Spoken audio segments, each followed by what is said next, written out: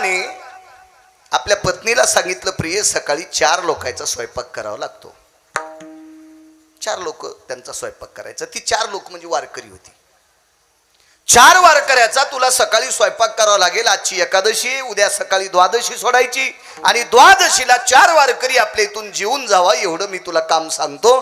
काम इतकं सोपं होतं, पण कपाळाला लावण्यापुरते अक्षदा नव्हत्या घरात. कपाळाला लावण्यापुरते तांदूळ नाहीत बुवा, चौघापुरते शिजवायचे कुठून?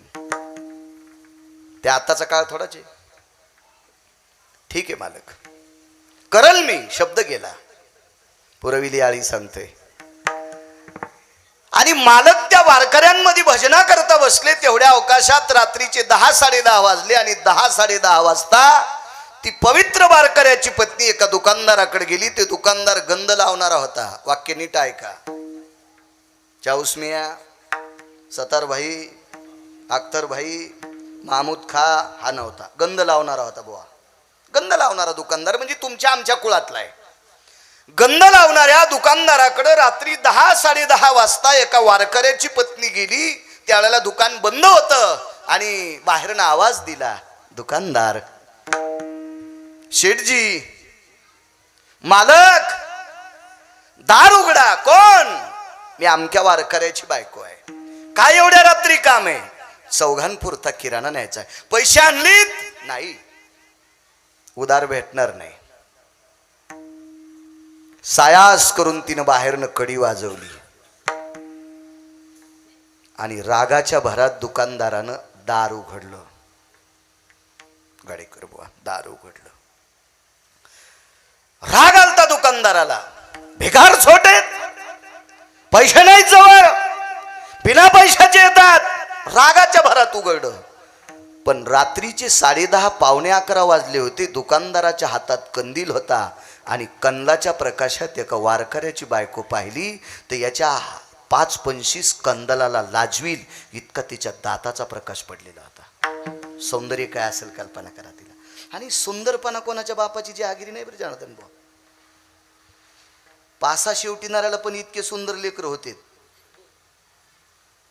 कधी कधी ज्याच्या घरी 500 कोटी आहेत त्याचं पाहतं इकडं चलत तिकडं, आणि ते तुमच्या शेतकऱ्याच्या पासा शेवटी ते इतकं सुंदर असं वाटतंय की ब्रह्मदेवानं याला काय सौंदर्य दिलंय. जातीचा संबंध नाही. विद्वत्ता, जात, सौंदर्य हे कोण्या जातीचा संबंध नाही. ती विश्वाच्या मालकानं दिलेली ती भेट आहे, ती सप्रेम भेट आहे, ती गिफ्ट आहे. ती अत्यंत गरीब वारकऱ्याची बायको आहे, पण कंदिलापेक्षा तिच्या दाताचा दंत पंगती झळकती एवढी सुंदर आहे. आणि तिचं सौंदर्य बघितल्याच्या नंतर रात्रीच्या 11:15 वाजता गंध लावणाऱ्या दुकानदाराच्या पोटात डब्बा फुटला. वासनेचा डब्बा फुटला आणि त्याला वाटलं आजूबाजूला सगळी माणसं झोपलेली आहेत, ज्यानं त्यानं आपोआपली दारं लावलेली आहेत. माझ्या दुकानाच्या वट्ट्यावर एकटी आलेली आहे. कंदिलाच्या प्रकाशाला लाजवील इतकी हिचे दात चमकतात. काय सौंदर्य ही मला मिळावी. किती पापी असेल ते गंध लावणार आरामखोर. 4 लोकांपुरता शिदा पाहिजे.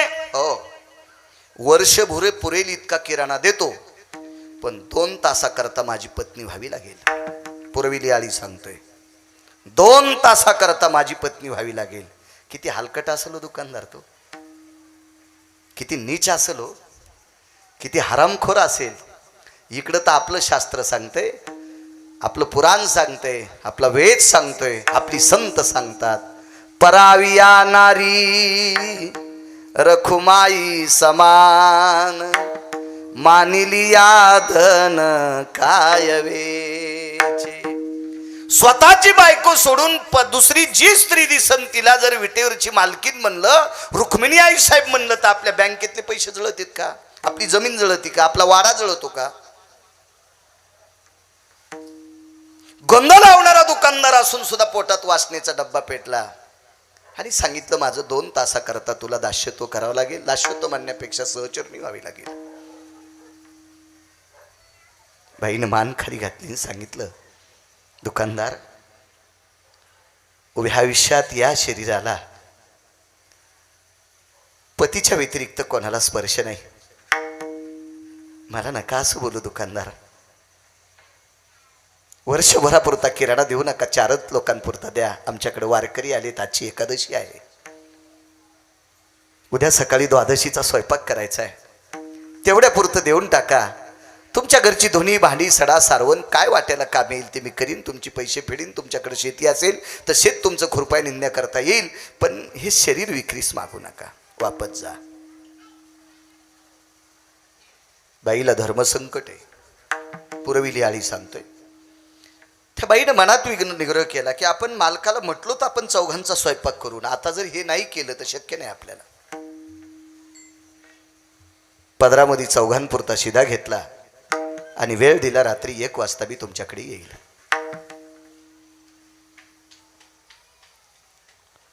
आणि बाई घरी आली. 12 सव्वा 12 वाजलेले. पाणी देण्यासाठी तो निष्ठावंत वारकरी अलीकडे आलेला आहे.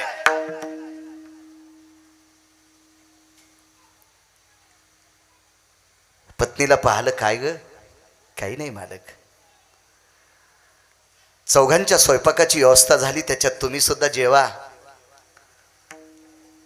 पण अडचण एक आहे, 2 तासाकरता शरीर इकले. 2 तासाकरता शरीर इकले, 2 तासाकरता.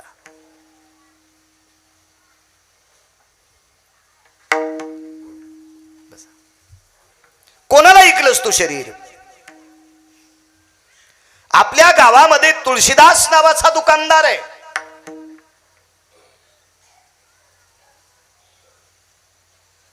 आणि त्या दुकानदाराने 5-4 लोकांपुरता शिदा दिलाय. त्या तुळशीदास नावाच्या दुकानदाराला 2 तासाकरता शरीर इकलंय. ठीक आहे, कधी जाणार? आज रात्रीचा 1चा वेळ दिलाय. 3 पर्यंत त्याचं दास्यत्व करायचं, 3:30ला घरी येऊन स्नान करायचं आणि 4ला चूल पेटून तुम्हा सगळ्यांना स्वयंपाक करायचा आहे. 2 तासाकरता शरीर इकलंय. ठीक आहे, काय हरकत नाही. नवरा म्हणतोय. पाऊस पडत होता. पुरविली आळी सांगतोय. पुरविली आळी.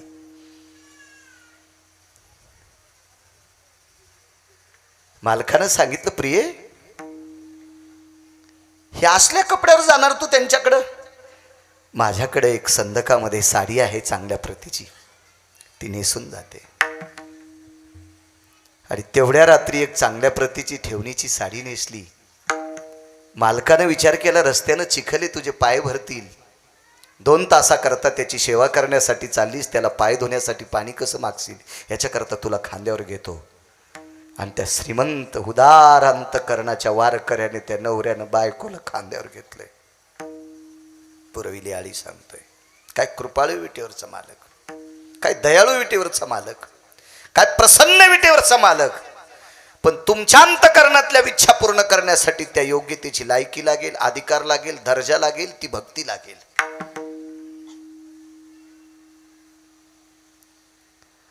खांद्यावर घेतलं. 1ला काही मिनिटं कमी असताना तिथं सोडलं वट्ट्यावर.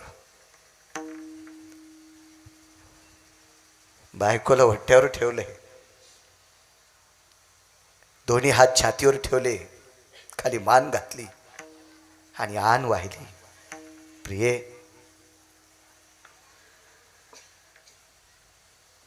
मी ज्या भगवंताचं चिंतन करतो त्याची मी तुला शपथ नाही घालणार,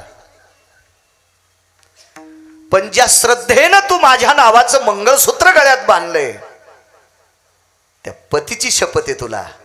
2 तासाकरता त्याला मी समज. जी मालक निघून गेले.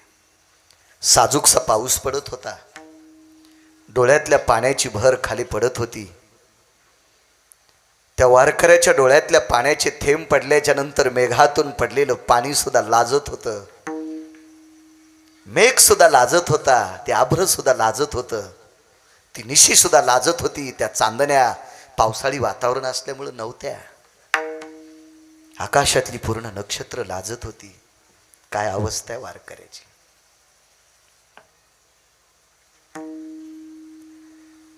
चलता चलता मान खाली घातली आणि ज्याचं भजन करत होता त्याला विचारलं, देवा एखाद्या कुळात मी जन्म घेणं ते माझं पाप नाही, मला तू त्या कुळात जन्म घातलास. देवा उभ्या आयुष्यात जिच्याशी लग्न केलंय तिला ओघळता जी जी स्त्री दिसन तिला माय म्हणलो रे. माझ्यापेक्षा वयानं मोठी असेल तिला माय म्हणलो, माझ्या बरोबरीची असेल तिला बहीण म्हणलो, माझ्यापेक्षा कमी वयाची असेल तिला लेक म्हणलोय. देवा तिला इतकं पाप केलं नाही रे एखाद्या स्त्रीकडे बघत असताना. आमचं कोण्या जन्मातलं पाप असेल रे देवा की आयुष्यभर तुझं भजन करावा आणि निष्ठेनं भजन करणाऱ्या वारकऱ्याच्या पत्नीला 2 तासाकरता शरीर इकावं लागते. आमच्यावरती वेळ येते काय आमचं प्रारब्ध लिहित असताना. काय जाणो देवा होशील निजला. काय देवा तू झोपला होतास आमचं प्रारब्ध लिहित असताना. पण असो प्रभू, मागच्या जन्मातलं काही पापाचं गठोडं असेल ते आम्हाला फेडावं लागेल. तो वारकरी होता जातीनं मुसलमान. पानं ऐकणाऱ्याच्या कुळातलाय, तांबुळी आहे. नावे संत कबीर. कबीर नावे, कबीर कबीर. एक आनंद आश्रमात फार मोठं नाव आहे. उत्तर भारतामध्ये फार मोठं नाव आहे. वारकरी संप्रदायात एक आगळं वेगळं स्थान आहे कबीरांना. आपला संप्रदाय जातीवादी नाही. आपल्या संप्रदायात सगळ्या जातींची संत आहेत. आपल्या संप्रदायातल्या कीर्तनकारानं जातीवर जर बोलत असेल तर समजायचं ज्ञानोबा तुकोबारायचा अपमान करायला लागलेला आहे. बापाची जहागिरी नाही या गादीवर बसून एखाद्या जातीवादावर बोलणे चुकीची गोष्ट आहे.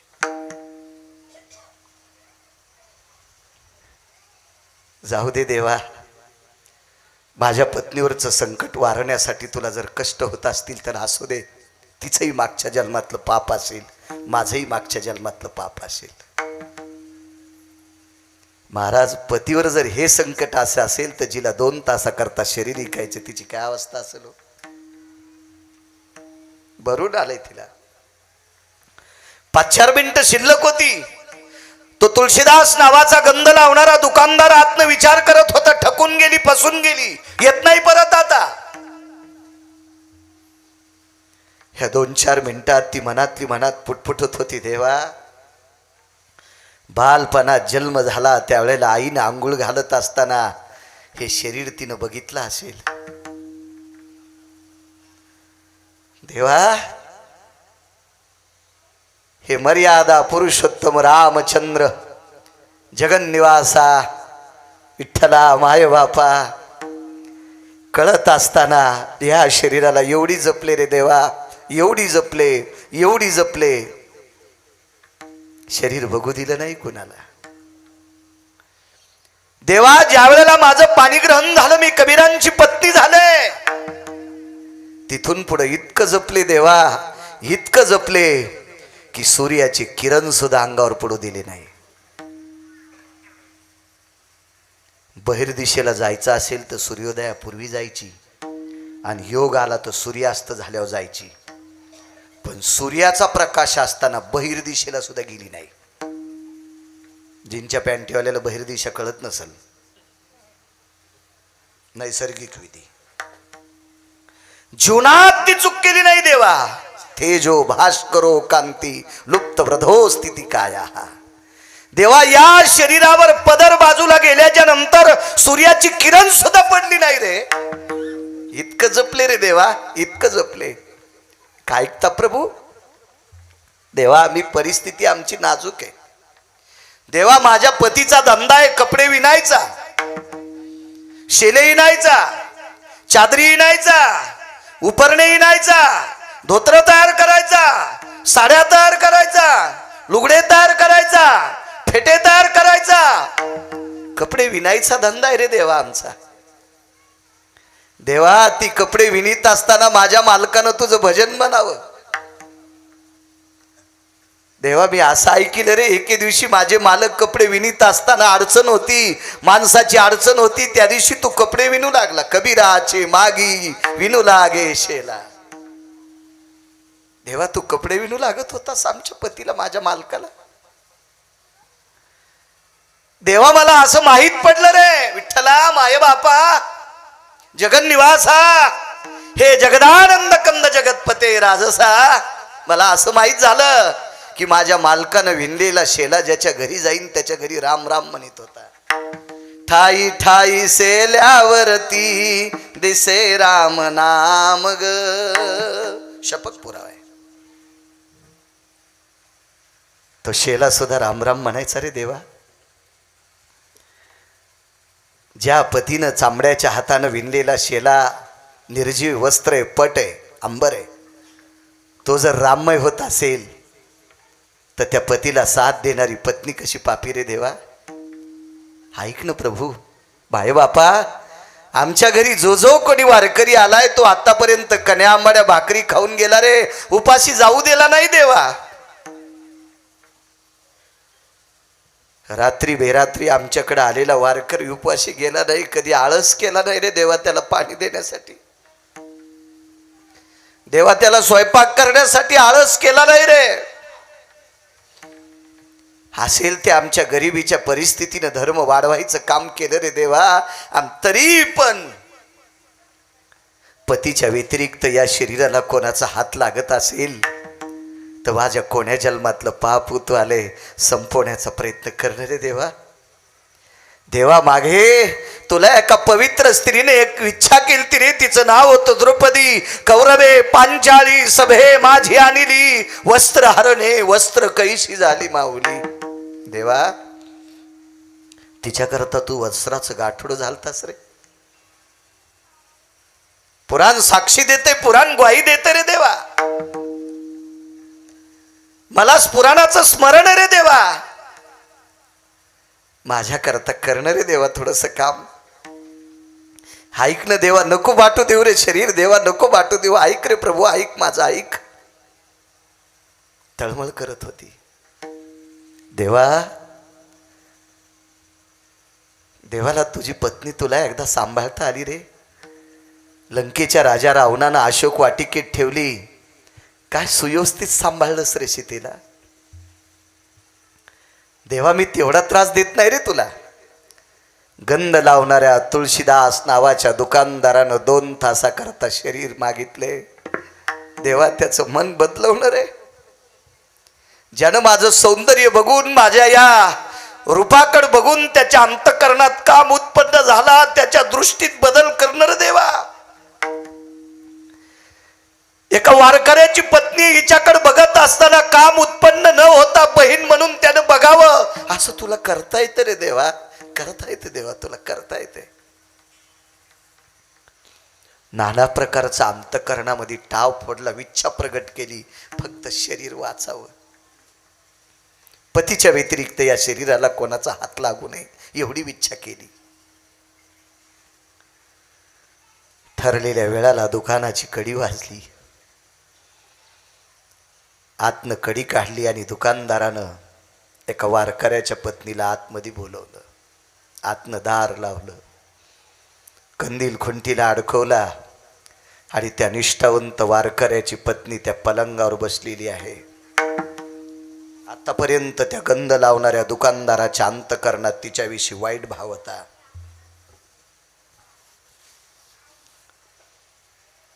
मी या सौंदर्याची लचके तोडील असा घाणेरडा भाव त्याच्या अंतःकरणात होता. त्या दुकानदाराच्या पलंगावर बसल्याच्या नंतर 5-4 मिनिटं निघून गेले. पतीनं सांगितलेल्या शब्दाला तडा जाता कामा नये. भरलेलं पात्र हातात घ्यावा पाण्याचं आणि पळत राहावा. जसं ते पात्र विसळतंय तसं तिचं अंतःकरण विसळत होतं देवा. तिचं मन विसळत होतं. या पवित्र शरीरावर फक्त पतीचा अधिकार आहे देवा. नका रे, नका करू देवा, माझ्यावर असं नका माझ्यावर हे संकट नकोय देवा. देवा माझी काही इच्छा नाही रे. आहे त्याच्या पलीकडे गरिबी दिलीस तरी चालेल रे देवा. उपास मारीन आम्ही मेलोत तरी चालेल देवा.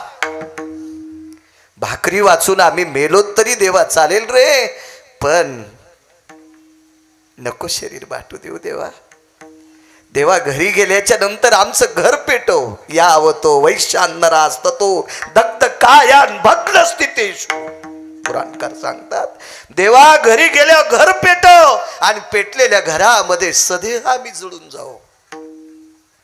ती शिक्षा दिलीस तरी हरकत नाही रे, पण या शरीराला एखाद्या नराधमाचा हात लागता कामा नये इतकं करणं देवा. आणि काय परिणाम झाला पुरविली आळी सांगतोय, एका शकंदात त्या तुळशीदास नावाच्या दुकानदाराच्या अंतकरणातलं कार्डच बदललं. जनार्दन बुवा कार्ड बदललं, पावली बुवा कार्ड बदललं, बुवा कार्ड बदललं. आणि काय बदल झाला, दोन्ही गुडघे टेकून तुळशीदास नावाचा दुकानदार हात जोडतोय आणि कबीराच्या पत्नीला बहीण म्हणतो, बहीण म्हणतो, बहीण. हात जोडले आणि त्या पवित्र श्रीमंत श्री कबीराच्या पत्नीला बहीण म्हणलाय दुकानदार, बहीण. माय ताई, जे काही मनात पाप आला असेल त्या पापाबद्दल मला माफ कर, पण एक भीक मागतो, एकच भीक मागतो. इथून गेल्यावर तुझ्या पतीला सांग, तुळशीदास नावाचा दुकानदार माझा भाऊ आहे. दृष्टांत सांग. एकांत आहे, रात्र वचनबद्ध आहे, मोबदला दिलाय, 2 तासाकरता शरीर विकत घेतलंय, पण समोरच्या व्यक्तीच्या अंतकरणातली आळी विच्छा एकच होती, देवा हे शरीर वाटू देऊ नको.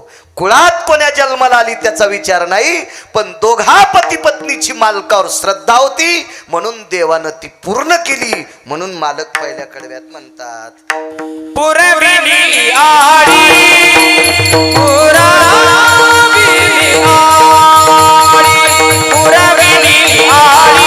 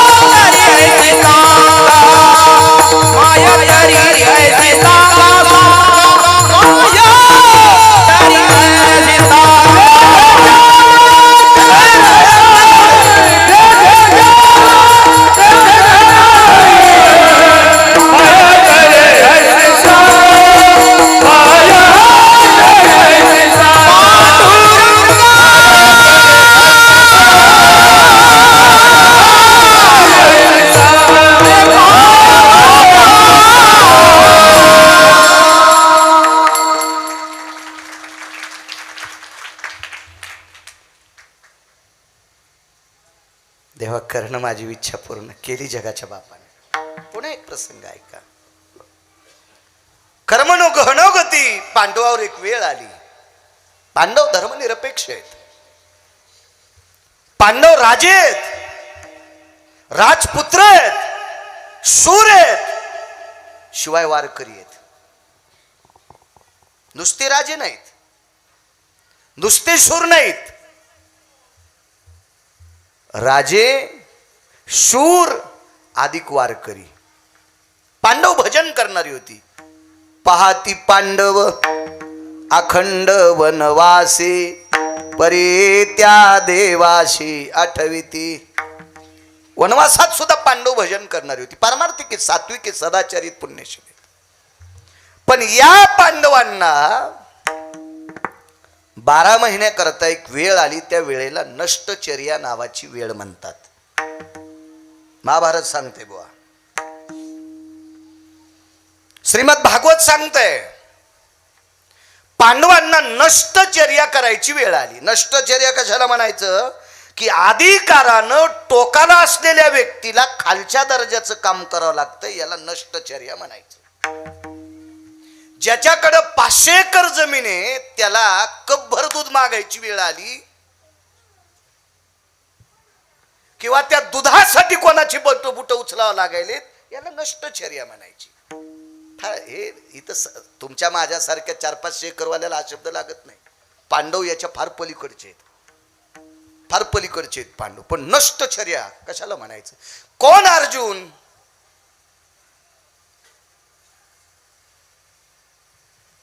माणसं काही काही मिशाव ताव देतात, उगच असा नादच असतो. असा बोट फिरवायचा, पिळा घालायचा, बोट फिरवायचा, पिळा घालायचा. मृग नक्षत्रात एक किडू निघत बघा, माऊली तुम्ही पाहिलं असेल ते. मृग नक्षत्र आला की ते किडू निघते, लांब मिशाव आलं. आपल्या बायका त्याच्या अंगावर पाणी टाकून हळदी कुंकू टाकतात, पडू दे रे मृगा पाणी. त्याला मृग नावाचा किडा म्हणतात. अशी काही ताव हाणणारी किडीले आहेत ना, दाड्या वाढीनं, चंद्रकोर लावणं. हो, बायको कदरली सुंबळ्या तुला. तुम्ही माय कपाळावर हात हाणून गेली, कवडीचं काम करीत नाही तू, आयतं खातो सुंबळ्या. तू यापेक्षा ऊसातले डुकरं बरे, निदान ते ऊस तोडून तरी खालेत. ही असली तावगिरी नाही. तुम्ही काय पुरुषार्थ असेल जगातल्या लोकांकडं, तरी बनेल आणि शर्ट काढलं तर खोटं का होत नाही. पुरुषाच्या छातीवर स्तन आहे, अर्जुनाला नव्हतं. 100% पुरुषार्थी कोण असेल? अर्जुन. स्तन नाही गणेश बुवा, नव्हतं. म्हणून नराचा अवतार अर्जुन म्हणायचे, देवनारायण. आणि ज्याच्या वक्षस्थळावर खोटं सुद्धा स्तन नाही, अशा पुरुषार्थी अर्जुनाला पांढऱ्या रंगाची साडी नेसावं लागते कथक नृत्य शिकवायला. याला नष्टचर्या म्हणायचं. कोण भीम?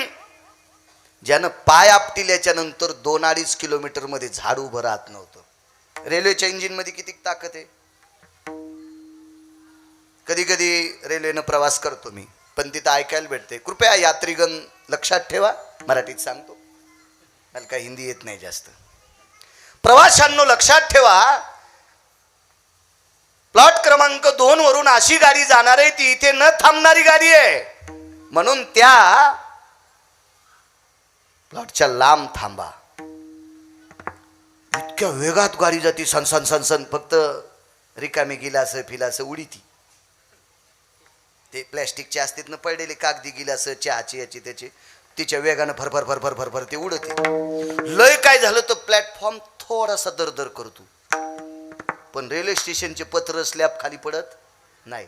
भीमानं पाय आपटिल्याच्या नंतर 2.5 किलोमीटर मध्ये झाड राहत नव्हतं. किती इंजिनची ताकद असेल? एक झाड सुद्धा राहत नव्हतं. अशा भीमाला शिरा हटायचं काम आलंय गुरुजी. शिरा बल्लवा भवस्थिताया, बल्लव झालाय, आचारी झालाय, शिरा भज तळायचं काम आलंय. याला नष्टचर्या म्हणायचं.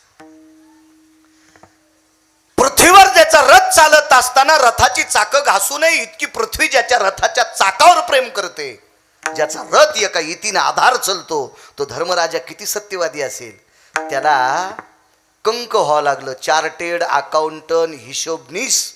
पुराणाची भाषा त्याला बुवा कंक म्हणते, पुराणाच्या भाषेत त्याला कंक म्हणायचं. चार्टेड अकाउंटंट विराट राजाच्या घरी भीमाला काम, आपलं धर्मराजाला काम करावं लागलंय. नष्टचर्या. कोण? नकुल सहदेव. या विश्वातली बैल आणि गाय घोडी पारखायची ताकद ज्याच्यात आहे त्याला नकुल आणि सहदेव म्हणतात. यांना गुराख्याचं काम, गुराख्याचं काम वाईट नाही, देवानं वळलंय. राजपुत्र आहेत ना, सगळ्या काही गोष्टी असं करावं लागते. नष्टचर्या. ऐका पुढे. द्रौपदी नावाचं एक पात्र आहे महाभारतामध्ये. किती मोठ्याची असेल द्रौपदी, थोडीशी कल्पना करा माझ्या माइंडनो. कधी आपली पुराणं पाहायचा प्रयत्न करा. आपण ज्या संस्कृतीत जगतो त्या संस्कृतीतली लोक किती मोठी आहेत बघा. ज्या द्रौपदीवर द्वारकाधीश श्रीकृष्ण परमात्म्याची कृपा होती. जगदानंद जगतपती कृष्ण कन्हैयाची कृपा होती तिच्यावर. किती मोठी द्रौपदी. आपलं मोठे पण काय सांगायचं. मंदिराकडे दर्शनाला गेलो, गावात राहत होतो त्यावेळेला, आणि दर्शन करून चालल्याच्या नंतर उन्हाळ्याचे दिवस होते. एक जण आवाज द्यायला, या महाराज. गेलो. त्याच्या बायकोनं शेवायाचा भात आणि भजी केलते. 2 म्हशी आलेल्या होत्या. शेवायाच्या भाताला दूध आणि तूप असलं तर खावा, नाही तर चिखल खावा, पण भात नाही खावा. हे तुम्हाला याचा अंदाज नसतो, कारण तुम्ही घरचंच खाता, त्याच्यामुळे तुम्हाला काय अंदाज कळन. आम्ही रोज 2 गावचं खातो, त्याच्यामुळे याचा अंदाज पक्का बांधता येतो आम्हाला. या म्हणल्यावर मी काही नकार द्यायलाच नव्हता. आतमध्ये गेल्याबरोबर लगेच बसलो. त्याला शेवायचा भात, मला शेवायचा भात, अर्धा तांब्या दूध, पसापसा त्याच्यावर तूप, पसापसा साखर. आजार कुठलाच नाही ना. शेवाया पुन्हा चांगल्या होत्या डोक्याच्या केसावानी. हो, नाही तर काही काही घरच्या शेवाया त्याला बोटुळा म्हणायचा. चमच्यान खाचाच नाही, धरून खाचा. आता ती तशा शेवाया करण्यासाठी बाई सुगरण लागेल ना, सुगरणपणा पाहिजे. कारण स्वयंपाकातल्या गोष्टी येण्यासाठी त्याला ती कृपा लागते अन्नपूर्णेची, ती सुगरणपणा असतो. आणि काही काही करायला सुगरण येत पण वाढायला भिकार छोटे. भजे 7-8 धरीन टाकू का, दसू दे नीच होतो, हाताला पडू दे ना, असे बदा बदा बदा पडू दे, पडू दे. हातात गचक भर धरीतीन, 2च टाकीतीन, भूक तर मरणाची लागली. कशाला हसता त्याला, मी तरी करू काय.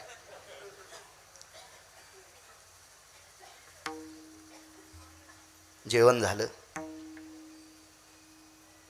बाई म्हणली, महाराज कशा होत्या शेवया. फुकट खाल्ल्या भाऊ वर्णन करावं लागतंय. वा वा वा, काय शेवया होत्या काकू. तोंडात टाकल्याबरोबर गटकन. आणि शेवया चावायचं काम पडते का. काय शेवया होत्या. माझ्या आईनं केल्यात, माझ्या माईनं केल्यात. माईनं कुठे यायच्या माईला येतात. अरे बाप रे, तिला माहीतच नाही किती रगिले म्हणे. तिला माहीतच नव्हतं रोगरचा डबा हातात घ्यावा, पण याला नाही काही बोलावं. एकदा 2दा माझ्या माईनं केल्यात. मी आणलं, जीजी त्या माईनं केलेल्या शेवया 9 तासाच्या नंतर रोडच्या पलीकडे जाणार आहेत. कळालं ना तुम्हाला. 9 तासाच्या नंतर रोडच्या पलीकडे जाणार आहेत. पण याच्या माईनं तुला हा दिलाय म्हणून तुझा चेहरा शोभून दिसतोय, याची जरा लाज धर कंटुले. तुम्हाला म्हणे ना, मी दुसऱ्या गावात गेल्यावर तुम्हाला फुकायचं, दुसऱ्या आणू कुठून.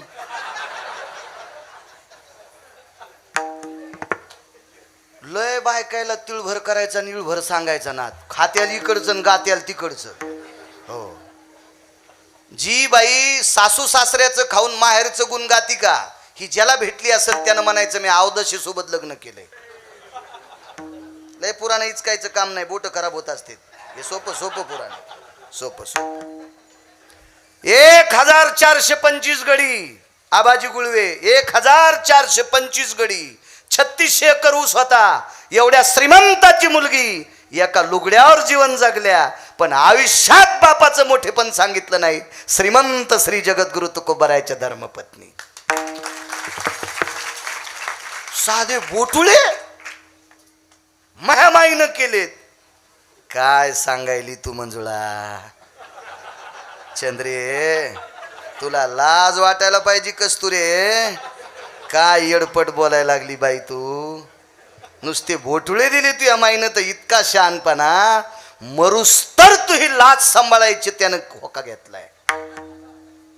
पत्नी उघड राहिली तर कोणाची लाज जाती बुवा. तुमचं झालं नसेल अजून, त्याच्यामुळे मुक्त आहे. ज्याचं झालं त्याला विचारा. तू का म्हणे नग्न भाज परी ते लाज स्वामीशी. आयुष्यभर तुझी लाज सांभाळायचा ठेका घेतलाय आणि ते कोणी दिलाय त्यानं. मग हे साधे बोटुळे देणार नीला इतका फुगीरपणा आहे माहेरातला. तर द्रौपदीचं माहेर किती श्रीमंत होतं बाबा. माऊली बाबा 48,324 दाशा द्याल त्या भावानं दिवाळीच्या दिवशी सप्रेम भेट. 48,324. तुमच्या गावात किती बायका भरत्याने जनगणना केली तर